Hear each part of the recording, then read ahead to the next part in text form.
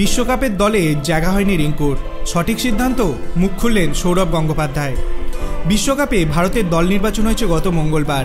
3 দিন পরেও আলোচনার বিষয় একটাই, রিঙ্কু সিংয়ের সুযোগ না পাওয়া। অনেকেই অবাক, সৌরভ গঙ্গোপাধ্যায় অবশ্যই তো একেবারেই বিস্মিত নন। তার মতে এটি সঠিক সিদ্ধান্ত।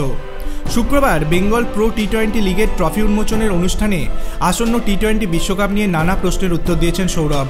তিনি বলেছেন, আমার মনে হয় বাড়তি একজন স্পিনার দলে রাখতে চাওয়ার জন্য হয়তো রিঙ্কু সিংকে রাখা যায়নি।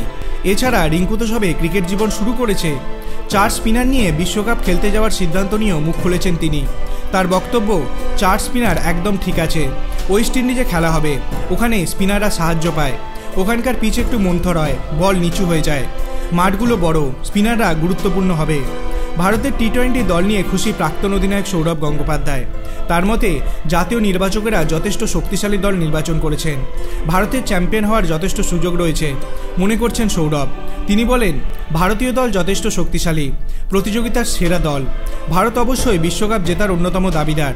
যে 15 জন দলে আছে সকলেই দুর্দান্ত ক্রিকেটার। রোহিত শর্মা এবং রাহুল দ্রাবিড় সঠিক একাদশ বেছে নিতে পারবে। পথ দুর্ঘটনায় আহত হওয়ার পর টি-20 বিশ্বকাপে প্রথম ভারতীয় দলে ফিরছেন ঋষভ পন্থ।